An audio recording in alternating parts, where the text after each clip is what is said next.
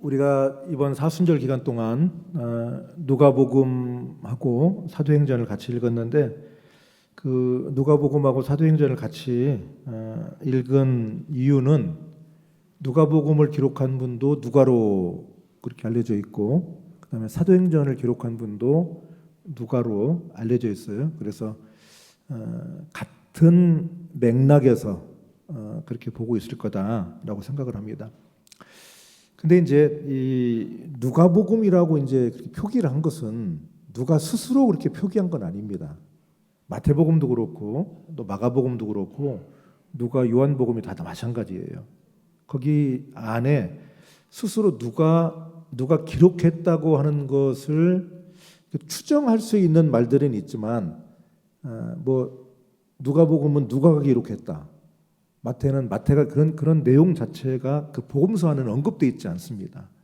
그런데 주님이 부활하시고 난 다음에 대략 한 70년에서 한 100년 정도 요 어간에 그 어간에 이제 그런 표제라고 그래요. 표제.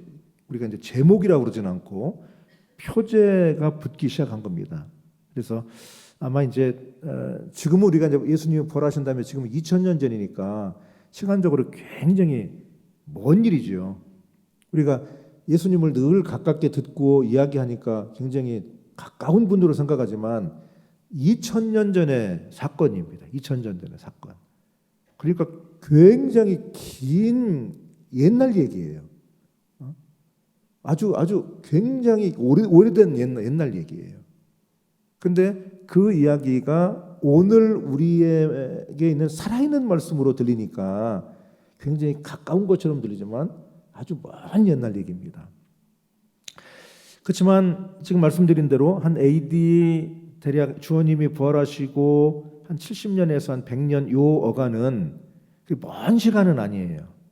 그렇기 때문에 우리가 알고 있는 그 예수님에 관계된 얘기보다 훨씬 더 많은 얘기들이 전달이 됐을 거고 그리고 그 주변 이야기들이 훨씬 더 지금보다는 다양하고 풍성한 이야기들이 많았을 겁니다. 그래서 이제 우리가 이제 마가복음을 마가복음이라고 그러고 누가복음을 누가복음이라고 그러고 또 요한복음을 요한복음이라고 한 그 권위와 전통을 우리도 받아들이는 거예요. 하지만 복음서 자체에 그런 제목이 붙어 있는 건 아니다 하는 걸 우리가 기억할 필요가 있겠습니다. 누가복음을 시작하면서 누가가 썼다고 하는 그것을 이제 그대로 받아들이면서 누가복음을 시작하면서 이렇게 시작을 하죠. 우리 중에 이루어진 사실에 대하여. 이루어진 사실이라고 그랬어요. 들려오는 얘기입니다. 전해져 오는 얘기입니다. 그런 게 아니라 이루어진 사실에 관한 것을 이야기하려는 겁니다. 그리고 이 이루어진 사실에 대해서 그 내용을 기록하려고 붓을 든 사람이 많습니다. 요즘 같으면 펜을 든 사람이 많습니다. 볼펜을 든 사람이 많습니다. 우리나라 사람이 어제 어느 신문에 보니까 기록하는 걸 좋아한대요. 특히 필사를 좋아한대요. 우리나라 사람만큼 이렇게 필사를 좋아하는 사람들이 없다는 거예요. 그래서 성경도 필사를 하는 거예요. 많은 분들이. 우리 교우들 중에 많은 분들이 지금 성경 필사를 하고 계실 거예요. 그래서 지금 여기는 필사는 아니죠. 기록하려고 그런 거죠. 그 처음부터 목격자와 말씀의 일꾼이 된 자들이 전하해 준 그대로 내력을 저술하려고 붓을 든 사람이 많았습니다. 그러니까 예수님에 관한 얘기를 기록하려고 하는 사람들이 많았다는 거예요. 그런데 나도 그 중에 한 사람인데 그 모든 일을 근원부터 자세히 미루어 살핀 나도 누가 자신을 얘기하는 거죠.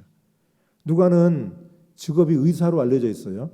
그렇기 때문에 굉장히 어떤 탐구적인 눈을 갖고 있는 거죠. 그리고 어떤 그 좀 과학적인 그리고 논리적인 면에 굉장히 중심을 두고 있는 사람이에요. 아무래도 이제 과학자, 의사 이런 분들은 기록을 또 잘하지 않습니까? 의사들은 처방전을 기록을 해놓잖아요. 그런 습관이 누가에게 있는 거예요.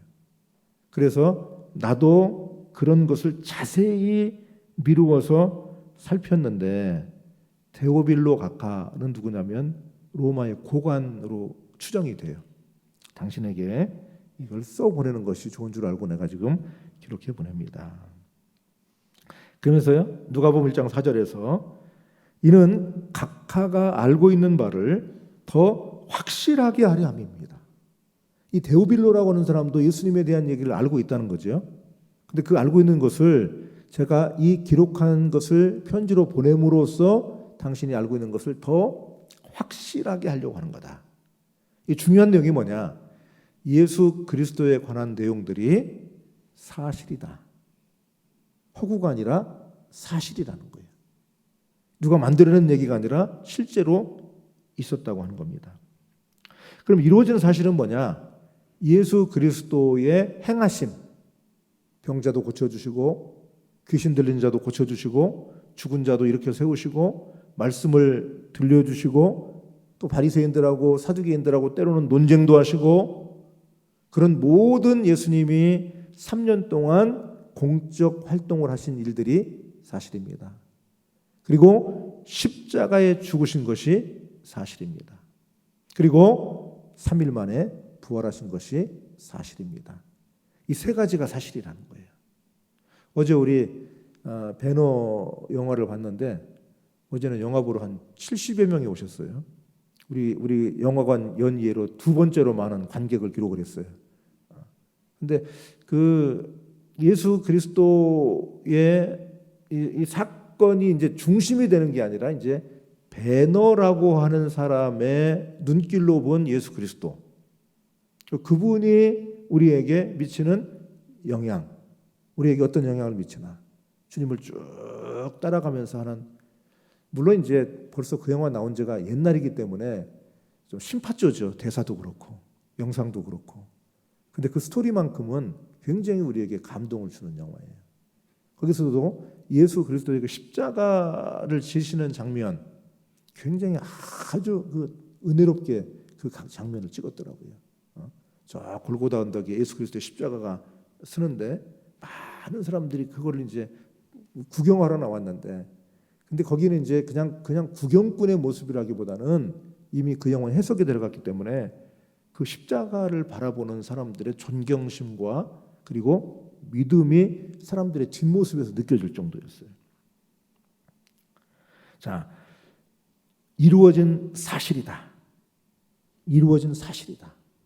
예수 그리스도의 행하심, 가르치심, 그리고 십자가를 지신 사건, 그리고 3일 만에 부활하신 사건, 이 모든 일들이 사실인 줄로 믿습니다. 그 다음에 사도행전에서 오늘 우리가 읽은 말씀이 결론인데, 자, 바울이 온 이태를 2년 동안 자기 셋집에 머물러 있으면서 자기에게 오는 사람을 다 영접하고 하나님의 나라를 전파했다. 하나님의 나라는 뭐냐? 주 예수 그리스도에 관한 모든 것을 담대하게 거침없이 가르치더라. 지금 바울은 죄수의 몸으로 가택연금이 되는 겁니다. 지금 자기가 온 이태가 있다는 것은 지금 가택연금이에요. 지금은 뭐 이제 가택연금 그런 걸 옛날 말이지만, 여러분 가택연금이 뭔지 아시지요? 요새 젊은 사람들은 그런 말도 잘 몰라요. 안 쓰니까. 가택연금이라는 것은 자기 집에다가 가둬놓는 거예요. 집 밖에 못 나오게 하는 거예요. 옛날 우리나라 70년대 민주화 운동하던 사람들이 가택연금을 많이 당했어요. 그래서 그 당시에는 인터넷 그런 게 없으니까 종이로 적어가지고 밖에 있는 기자들에게 던져서 소식을 전하고 그랬었죠. 바울이 2년 동안 가택연금 당한 거예요. 근데 신기하게도 그 바울의 전하는 부활 소식을 들으려고 사람들이 몰려왔는데 막지 않은 거예요. 그래서 하나님의 나라를 전파했는데, 하나님의 나라의 내용은 뭐냐? 31절에 말한 것처럼 주 예수 그리스도에 관한 모든 것. 자, 그러니까 사도행전 1장 아까 1절에서 이루어진 사실에 대하여 예수 그리스도께서 가르치시고 고치시고 쫓아내시고 또 논쟁하시고 십자가 지시고 부활하신 사건이 이루어진 사실이라는 거예요. 그리고 그 이루어진 사실을 사도 바울이 가택연금 당한 상태에서 하나님의 나라로 전파했는데 그게 뭐냐? 주 예수 그리스도에 관한 모든 것, 이루어진 사실, 그걸 얘기한 거예요. 지금 이 사도행전 28장 31절의 결론은 마태복음 28장의 결론하고 연결이 됩니다. 마태복음 28장 20절 말씀을 우리 한번 같이 읽어보십시다. 시작. 내가 너희에게 분부한 모든 것을 가르쳐 지키게 하라. 볼지어다 내가 세상 끝날까지 너희와 항상 함께 있으리라 하시니라. 이게 마태복음의 결론이에요. 마지막 명령이에요. 너희에게 분부한 모든 것을 가르쳐서 지키게 하라. 그러니까 교회는 교육 공동체예요. 가르치는 공동체예요. 뭘 가르치냐? 하나님의 말씀을 가르치는 거예요. 가르쳐서 지키게 하라. 아까 사도행전 28장 31절에서 바울이 한 이 사역이 뭐냐? 하나님의 나라를 전파하며 주 예수 그리스도에 관한 모든 것을 담대하게 거침없이 가르치더라. 여러분, 교회가 받은 사명은 뭐냐? 예수 그리스도에 관한 이루어진 사실에 대하여 담대하게 가르치는 것이 우리의 사명인 줄로 믿습니다. 그걸 교회 안에서 가르치면 그게 교육이 되는 거고요. 교회 바깥에 나가서 가르치면 그게 전도가 되는 거예요. 그게 복음 전파가 되는 거예요. 자, 여러분, 부활하신 주님은 하나님의 말씀을 전할 사람을 찾으십니다. 그 중에 한 사람이 사도 바울인 거예요. 자, 사도행전 9장 4절로 5절에 보면 부활하신 주님이 핍박자였던 사도 바울을 만난 말씀이 나옵니다. 우리 한번 같이 읽어봅시다. 땅에 엎드러져 들음에 소리가 있어 이르시되 사울아 사울아 내가 어찌하여 나를 박해하느냐 하시거늘 대답하되 주여 누구시니까 이르시되 나는 내가 박해하는 예수라. 바울은 본래 이 당시는 사울로 불렸어요. 이 사울로 불린 이 바울이 다마스커스까지 예수 믿는 사람을 체포하러 체포영장을 대제사장으로부터 공식 문서를 받아가지고 저 시리아의 다마스커스까지 올라가는 겁니다. 가다가 그 주변에 근처에 가서 부활하신 예수님이 그를 붙드시는 거예요. 여러분, 내가 주님을 만나는 게 아니라 주님이 나를 찾아보시는 거예요. 내가 주님을 찾아다는 게 아니라 주님이 나에게 침입해 들어오시는 거예요. 그래서 핍박자인 이 사울을 주님이 붙드신 거예요. 그래서 예수님 말씀하시는 거예요. 사울아 사울아 내가 어찌하여 나를 박해하느냐. 누구십니까? 나는 네가 박해하는 예수다. 바울이 얘기하죠.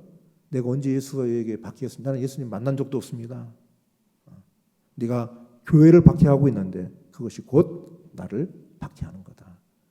여러분, 교회는 주님의 몸된 교회예요. 교회는 이 건물을 말하는 게 아니라 여기에 모여 있는 그리스도인 공동체를 말하는 거예요. 우리 이 모임이 교회예요. 이 모임을 박해하는 이 사울이 예수 그리스도를 박해하는 걸 예수님은 말씀하셨어요. 여러분, 교회를 소중히 알고 귀중하게 대접하기를 바랍니다. 교회를 함부로 이야기하지 않기를 바랍니다. 그냥 지나가는 말로라도 여러분 교회를 함부로 비난하거나 함부로 평가하거나 함부로 대하지 않기를 바라요. 물론 사람이 모인 공동체이기 때문에 현실에 있는 교회는 부족함도 있고 결핍도 있고 때로는 비판의 대상이 되기도 해요. 그러나 우리 그리스도인들은 우리에게 부족함이 있고 우리에게 결핍이 있고 우리 사이에 부끄러운 일이 있다 하더라도 교회를 여러분 함부로 생각하지 않기를 바랍니다. 주님의 몸으로 대하기를 바랍니다. 주님의 몸으로 소중하게 교회를 대하기를 바랍니다. 여러분, 그래서요 교회에서 회의를 할 때 이런 때도 큰 소리 내고 그러는 건 좋은 게 아니에요. 교회를 정말로 사랑하는 마음으로 염려하고 그리고 존경하고 주님의 몸을 대하는 마음으로. 교회를 어떤 분들은 아주 그냥 함부로 대하는 분들이 있어요. 함부로 대하고 교회를 그냥 자기의 생각대로 판단하고 주관하는 분들이 있어요. 근데 교회는 주님의 거룩한 몸입니다. 그래서 교회는요 실수가 있고 허물이 있으면 주님이 그걸 수정해 가시고 고쳐 가시고 주님이 개혁해 가시는 거예요. 여러분은 교회를 소중히 알고 주님의 몸으로 정중하게 거룩하게 되어 주시기를 바랍니다. 자, 주님이 찾아오셨어요. 선택받은 이 바울 핍박자였어요. 주님은 핍박자라 하더라도 주의 사역을 위해서 사용하시는 줄로 믿습니다. 능력이 부족한 자도 쓰시는 거예요. 능력이 부족하다고 해서 쓰임받지 못하는 거 아니에요. 주님이 나를 선택하시면 내가 능력이 부족하든 내가 능력이 많든 내가 핍박자였든 박해자였든 관계가 없어요. 주님이 사용하시면 누구든지 사용하실 수가 있어요. 여러분은 능력이 많으신지 모르겠는데 저는 능력이 많이 부족한 사람이에요. 제가 그걸 우리 집사람이 잘 알아요. 난 부족한 사람이야. 근데 하나님이 뽑아 세워주신 거예요. 만약에 우리 교단에 있는 목사님들 1등부터 우리 목사님들이 한 몇 명이나 되려나? 목사님들 1등부터 쭉 줄 세운다면 나는 저 뒤에가 있을 것 같아. 근데 하나님이 저를 여기다 세워놓으신 거야. 저를 여기다 세워놓으셔서 교회를 섬기게 하신 거예요. 저보다 훌륭한 목사님들이 꽤 많으세요. 그 무협지 읽어보면 그 무림의 고수들이 그냥 어디 산속에도 계시잖아요. 그런 분들이 굉장히 많아요. 인격도 훌륭하신 분들이 많고 그런 분들에 비하면 정말 부족해요. 그런데 저를 여기다 세워놓으신 거예요. 그러니까 주님은 참 주님의 선택은 신비야. 신비. 여러분들에게 주님께서 교회에서 직분을 맡겨주셨습니까? 그것도 신비해요. 신비한 선택이야. 나에게 뭔가 교회에서 일하도록 부탁을 여러분에게 드렸습니까? 주님의 부탁으로 받기를 바라고 내가 부족하지만 잘 감당하겠습니다. 내가 부족하지만 최선을 다해서 감당하겠습니다. 불러주셔서 참 감사합니다.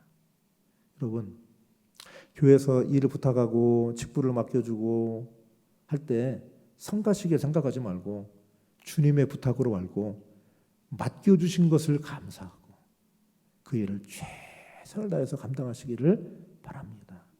교회 일도 그런 것 같아요. 교회 일도 그 일을 소중하게 알면서 열심히 하는 분들이 그 일을 잘 감당해요. 능력이 많다고 해서 잘하는 게 아니에요. 보면 부족해도 잘 감당하는 분들이 계세요. 저는 제가 어렸을 때 다녔던 교회에 그 집사님인데 아마 그분은 초등학교도 안 나왔을 것 같아. 그 당시에 뭘 하셨냐면 화장품을 파는 분이야. 그 전에는 화장품을 집집마다 이렇게 가서 팔았잖아요. 태평양 화학 이런데 아모레 화장품을 갖고 파셨잖아요. 방문 판매하셨잖아. 여자분들이 변변히 할 일이 없었어. 그 당시에는 화장품 판매하는 것이 그래도 가장 괜찮은 일이야. 근데 그분이 그걸 하셨어요. 그분이 저는 아마 초등학교도 졸업 안 하셨을 것 같아요. 박숙 한자만 남겨놓을게요. 박숙 아무개 집사님이에요. 근데 그 양반이 그냥 맡겨주면 그 양반은 무조건 아멘이야. 제가 할게요. 진짜 그분한테 부탁할 때는 진짜 할 것만 맡겨야 돼. 그냥 인사로 이거 해주세요. 그러면 그 양반은 덥석 한다고 그래요. 양반은. 근데 이분이 교회학교 선생님을 했어요. 초등학교, 국민학교도 졸업하지 않은 분인 것 같은데 어린이부 선생님을 하겠다고 나서서 그걸 한 거예요. 이 양반이 성경 말씀 가르치면 하나도 재미가 없어요. 하나도 재미가 없어. 근데 이 양반이 데리고 있는 그 반 어린이 숫자가 몇 명인지 아세요? 37명이에요. 37명. 다른 반은 몇 명 데리고 있는 줄 아세요? 5명, 7명 데리고 있어요. 많아요. 근데 이 양반은 초등학교도 안 나온 분인데 혼자 37명에서 한 40명을 데리고 있어요. 여름 성리학교 같은 거 하면은 이제 분반 공부를 이제 교회에서 안 하고 뭐 어디 교회가 막 방들이 없으니까 뭐 장로님네 집에 가서도 하고, 목사님 사택에도 방에 가서도 하고, 집사님네 어디 방이 좀 여기 있으면 거기 가서도 하잖아요. 제가 신학생 때 성경학교를 도와주러 갔는데 그 박숙 아무개 집사님이 하는 반에 내가 간식을 갖다 주러 갔는데 신발이 40명이니까 80짝 있는 거, 신발이 80개. 이야, 그때 깜짝 놀랐어요. 아, 주님이 이런 분을 사용하시는구나. 그 보니까 성경 공부는 재미 하나도 없어. 근데 사랑으로 다 애들을 사랑으로 하나하나 다. 그리고 화장품 팔아가지고 남은 돈을 가지고 자기가 간식을 사서 아이들에게 하나씩 이렇게 주는 거예요. 참 감동적이지 않아요? 여러분, 하나님이 여러분을 똑똑하게 하나님이 재능으로 주셨습니까? 하나님을 위해서 사용하시기 바랍니다. 재능이 부족합니까? 성실하게 주의를 감당하면 하나님이 사용하시는 줄로 믿습니다. 여러분, 직분에 부끄럽지 않게 일하라고 직분을 맡겨주신 거예요. 집사 직분 부르기 좋으라고 한 거 아니에요. 집사에 합당한 일을 하라고 맡겨준 거예요. 권사 안수 집사님에게 합당한 섬김을 하라고 맡겨주신 거예요. 그 일을 소중하게 감당하시기 바랍니다. 부르심의 신비가 있어요. 충성스럽게 그 일을 감당하시기를 바랍니다. 선택받은 사람은 고난을 알고도 가는 겁니다. 내 앞에 지금 뻔히 고난이 있을 걸 알고 가는 거예요. 사도 바울이 그런 겁니다. 왜? 핍박자인 나를 선택해 주셨거든요. 사도행전 21장 13절 말씀을 읽어봅시다. 시작. 바울이 대답하되 여러분이 어찌하여 울어 내 마음을 상하게 하느냐. 나는 주 예수의 이름을 위하여 결박당할 뿐 아니라 예루살렘에서 죽을 것도 각오하였노라 하니. 사도 바울이 예루살렘에 이제 올라가고 로마에 가는데 그 앞에 고난이 있어요. 우리가 지금 쭉 사도행전과 누가복음과 사도행전 말씀을 통해서 봤어요. 예루살렘 올라가면 사도 바울이 고난 당해요. 체포가 되고 압송이 되고 결국 죽음이 이르기까지 돼요. 그걸 알아요, 사도 바울도. 그러나 내가 결박당하는 것뿐만 아니라 예루살렘에서 죽을 것도 각오했다. 그 앞에 있는 고난을 알지만 회피하지 않고 그 길을 기쁜 마음으로 가는 거예요. 즐거운 마음으로 가요. 이렇게 할 때 주님은 그 옆에 도와주는 사람을 만나게 해주시는 거예요. 필요한 사람들을 만나게 연결해 주시는 거예요. 그게 누구냐?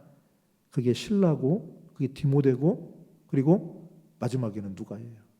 자, 디모데후서 4장 11절 말씀을 한번 읽어보십시다. 시작. 누가만 나와 함께 있느니라. 내가 올 때에 마가를 데리고 오라. 그가 나의 일에 유익하니라. 아멘. 자, 그 앞부분에 보면 그 말씀 앞부분, 대만은 이 세상을 사랑하여 나를 버리고 데살로니가로 갔다. 동역자였는데 배반하고 주님을 배반하고 새 갈 길 갔다 이거죠. 데살로니가는 큰 도시입니다. 지금도 큰 도시지요. 그레스게는 갈라디아로, 디도는 달마디아로 갔다. 이 사람들은 사역을 위해서 보냄받은 동역자들이에요. 내가 지금 늙었고 병으로 고통당하고 있는데 누가가 내 옆에 있다. 누가가 내 옆에 있다. 마지막 순간까지 동역자가 있는 거예요. 이 사도 바울의 여정 속에서 그리고 마지막 말년 부분에 그리고 옥살이하는 부분에 뒷바라지를 해준 사람이 누가입니다. 누가.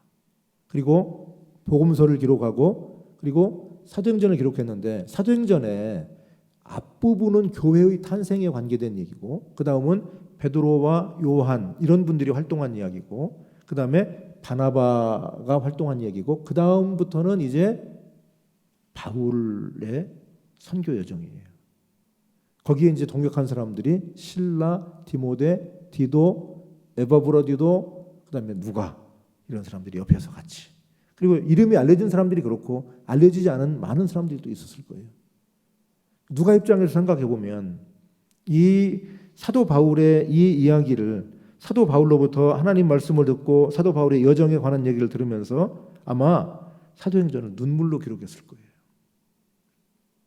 하나님 앞에 눈물로 기록했을 거예요. 이 사도 바울의 이야기를 들으면서 그의 가슴도 뜨거워지고 그의 아픔을 자기 아픔으로 알면서 사도행전을 기록했을 거예요. 그래서 사도행전을 읽으면 우리의 마음이 뜨거워지는 거예요. 사도행전을 읽으면서 우리의 마음속에 믿음이 일어나게 되는 겁니다. 하나님께서는 동역자를 붙여주십니다. 이 길에 부름받은 부활하신 예수 그리스도의 증인으로 보냄받은 사람의 고백이 고린도전서 15장 10절 말씀에서 나와요. 읽어봅시다. 그러나 내가 나된 것은 하나님의 은혜로 된 것이니 내게 주신 그의 은혜가 헛되지 아니하여 내가 모든 사도보다 더 많이 수고했으나 내가 한 것이 아니요 오직 나와 함께 하신 하나님의 은혜로라. 내 모든 삶이 하나님의 은혜입니다. 여러분, 이 고백은 우리의 일생의 마지막의 고백이 되기를 바랍니다. 마지막 내가 하고 가는 말이 있다고 한다면 하나님의 은혜입니다. 하나님의 은혜로 살았습니다. 하나님의 은혜 가운데 여기까지 왔습니다. 여러분과 저의 고백도 이 고백이 되기를 바랍니다. 주님이 부활하셨습니다. 부활하신 주님은 그 이루어진 사실에 대하여 전파할 사람을 찾고 계신 거예요. 여러분과 제가 그 부름에 응답할 수 있기를 바랍니다. 교회는 담대하게 주님의 말씀을 담대하게 가르쳐야 되는데 오늘 부활의 증인된 사도 바울이 담대하게 거침없이 예수 그리스도에 관하여 이루어진 모든 사실을 하나님의 나라로 선포했습니다. 이 말씀의 능력과 부활의 능력이 오늘 우리 모두에게 임하기를 축원합니다. 아멘. 다 함께 일어나셔서 찬송하십시다. 찬송가 516장 찬송하겠습니다.